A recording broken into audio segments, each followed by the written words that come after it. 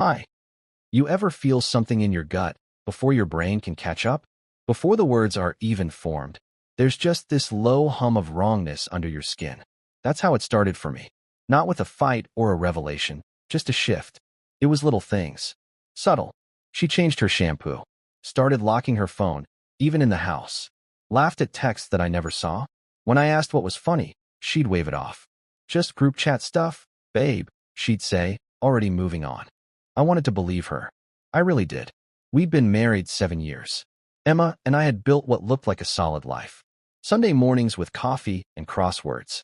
Shared playlists on road trips. That little inside joke about the creaky step on the porch, how it sounded like a ghost with a limp. Real, lived-in stuff. But somewhere along the way, I stopped being someone she looked at. I became the background. She still kissed me goodnight, but there was a pause now, like she had to remember to do it. Her eyes drifted more. Her phone was always face down. The first time I asked her if something was wrong, she sighed like I'd just accused her of a crime. You're always reading into things, she said. Can't a woman change her hairstyle without it being a federal case? I apologized. I told myself I was being paranoid. Work had been stressful, and maybe I was just projecting. But the feeling didn't go away. The jealousy she accused me of, it didn't come from nowhere. It grew out of silence. Out of unanswered questions and long nights where I lay next to her, listening to her breathing and wondering if she was dreaming of someone else. Then came the night I smelled the perfume. She walked in late, around 10:30, said she'd stayed after work to help plan a retirement party. I kissed her cheek, and the scent hit me. Not her usual light lavender. This was sharp, sweet, foreign. I stepped back without even meaning to. She noticed. What? She asked. You're wearing a different perfume, I said. She blinked. Oh yeah? Susan let me try hers. You're being weird. I nodded. Let it go. But something stuck with me. That slight hesitation.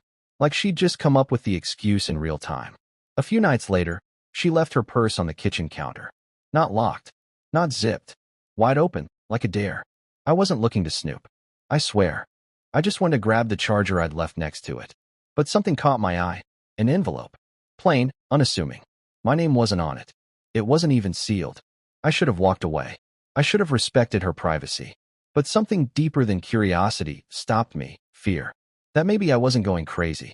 That maybe the person I'd built my life with was slipping away and just didn't have the decency to say it. I pulled the note out. There were 3.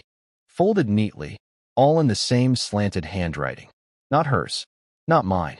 The first one said, "Last night was perfect. I couldn't stop thinking about your laugh." The second, "You make me feel like I can breathe again. Like I'm seen." The third, "If he only knew what we shared." I read them twice. The words blurred at the edges. I put them back. Didn't say anything that night. I lay next to her, like usual, but my mind was a storm. The thing about finding something like that, your first instinct isn't even anger. It's disbelief. Like your world just tilted 5 degrees and nothing feels level anymore. The next morning, I tried to be normal. I made her coffee, the way she liked it, 2 sugars, splash of almond milk. She smiled, took a sip, kissed me on the cheek. I wondered if she noticed I flinched. She wore the perfume again that day. Around lunch, I sent her a message. Just checking in. Hope your day's going okay. She replied 2 hours later. Busy, but good. Why? Getting jealous again? Face blowing a kiss. Jealous. There it was again. That word. She'd weaponized it lately, used it like a shield. Any time I noticed something, asked a question, even showed affection, it became jealousy. Insecurity. My problem. I used to believe that trust was the foundation of a relationship. But I think it's something else. I think it's the benefit of the doubt. The willingness to believe your partner is telling the truth, not because you have proof, but because they've earned that faith. Emma had stopped earning it. That night, I confronted her, not with the notes, not yet. Just a quiet, careful, "Is there something you want to tell me?" She laughed. Laughed. "God, you're impossible," she said, pushing past me. Always waiting for some grand betrayal. You need to stop being so damn jealous. It's exhausting. I stood there, watching her go upstairs, her perfume still lingering in the air like a secret. And in that moment, I knew this wasn't in my head. Something was happening. And whatever it was, it had already begun to rot the roots of our marriage. But I still didn't leave. Not yet. I started paying attention in ways I hadn't before. Not because I wanted to catch her. I think deep down, I just needed to see how far gone things really were. To confirm what I already suspected but hadn't let myself accept. She was good at hiding things, I'll give her that. No obvious lies, no late-night absences after the perfume incident. But she was different. Her laughter was louder around others, quieter with me. She barely touched me unless it was for show, when friends were over or we were out in public. One evening, while she was in the shower, I picked up her purse again. I hated myself for it. Felt like a man unraveling his own dignity, one zip at a time. But the notes were gone, replaced by a new envelope.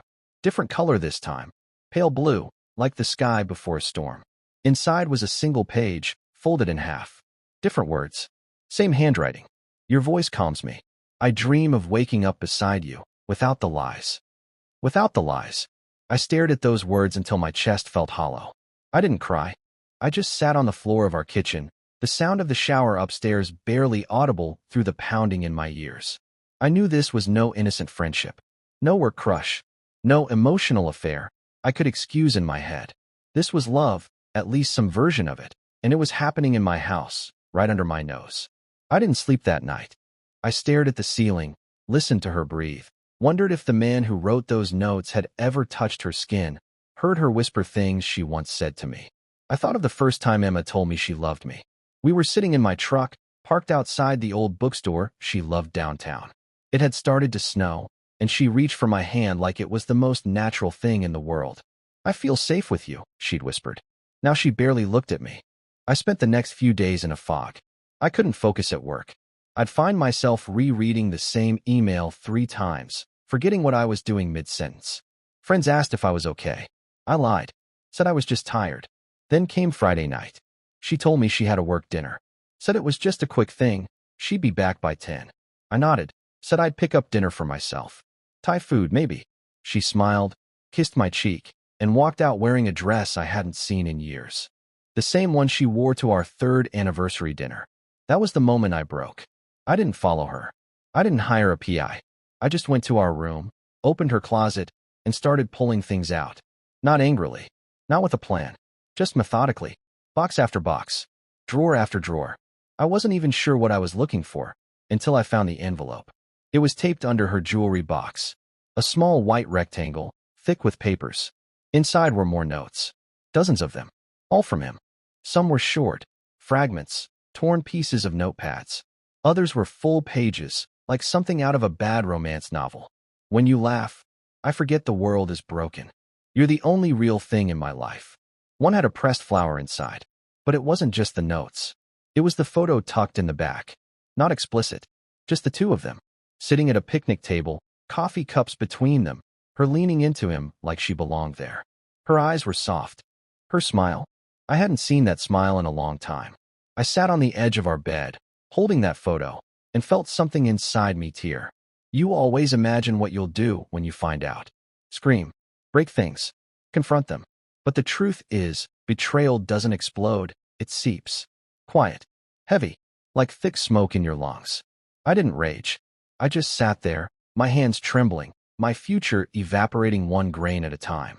When she got home, 11:17 p.m. I was still sitting there, the box open beside me. She stopped in the doorway, keys still in hand. Her face went pale. What are you doing? She asked too quickly. I didn't look at her. Just held up the picture. Silence. Then, quietly, she said, you shouldn't have gone through my things. That was the moment I stopped loving her. Not because she cheated. Not because she lied. But because of how she said it. Like I was the one who had done something unforgivable. Like my betrayal was the violation of privacy, not hers of trust, of vows, of every moment we'd ever built. I stood slowly, looked her in the eye. You told me to stop being jealous, I said. But I wasn't jealous. I was grieving. She didn't respond. She didn't cry. She just looked at me like I was a problem that had finally solved itself. I walked past her, went downstairs, slept on the couch. That was the night our marriage truly ended. Not with shouting, not with slammed doors, just with the quiet creak of a man moving 1 step further away from the woman who once made him feel safe. I didn't leave right away. I wanted to. God knows I wanted to pack a bag and vanish into the night. Let the taillights be the last thing she ever saw of me. But I stayed. For a week. A quiet, fragile week where nothing was said, but everything was understood. We moved like ghosts around each other. She slept upstairs. I stayed on the couch. Meals were silent. Her eyes were red some mornings, like she'd been crying in secret. But she never apologized, never explained, never once said his name. Maybe I didn't want her to. There's a part of you that clings, even after the crash, that says, maybe if we just rewind far enough, before the notes, before the perfume, before the look in her eyes changed, maybe we can fix it. But you can't fix something that's already rotted at the core. On the 5th day, I told her I'd be going to my brother's place for a bit, just to clear my head. She nodded. Take your time, she said. That was it. Not please don't go, not let's talk. Just that. I packed quietly. No drama. Took only what I needed. As I zipped my duffel bag, I noticed something on the nightstand, her purse. The same one where I'd first found the notes. I stared at it for a while, then picked it up and looked inside one last time. It wasn't the perfume that hit me this time. It was the absence of it. The bag smelled like nothing now. Just leather and receipts. And tucked into the side pocket, one more envelope. This one had my name on it. I sat on the edge of the bed and opened it. There were no flowery words. No pressed flowers. Just her handwriting, shaky, rushed. I never meant for it to go this far. I thought it was just an escape, something temporary. I didn't know how to tell you that I felt like I was disappearing. You were always working, always tired. And I needed to feel something again. He made me feel seen. But he never made me feel safe. You did. You always did. I'm sorry I broke that. I don't expect forgiveness. I don't even know if I deserve it. But if you ever wonder if any of it was real, the answer is yes. You were the best thing in my life, and I ruined it. I folded the letter and sat still for a long time. There were tears in my eyes, but I didn't let them fall, because it didn't matter anymore. Apologies come too late when the damage is done in silence. When you've made someone feel like a stranger in their own home. When you've blamed them for noticing the truth. I left the note on the bed, right beside the framed photo of us on our honeymoon. Her in that sun hat, me squinting in the light, both of us smiling like we had forever. On my way out, I paused at the door. I looked back one last time. She was upstairs, probably pretending to sleep. I whispered, not loud enough for her to hear, just for myself. You didn't just lose me. You lost the version of me that would have forgiven you. The door clicked shut behind me. That was the last time I stood in that house. The last time I felt like a husband. Now I'm something else, someone rebuilding. Slowly, carefully. And sometimes, when I find myself remembering her laugh, her touch, the way she used to say my name, I remind myself that I wasn't crazy. I wasn't jealous. I was right. And that truth, as painful as it is, has become my foundation. Because healing doesn't always come from answers. Sometimes it comes from walking away, even when every part of you wants to stay. Especially then. Bye-bye.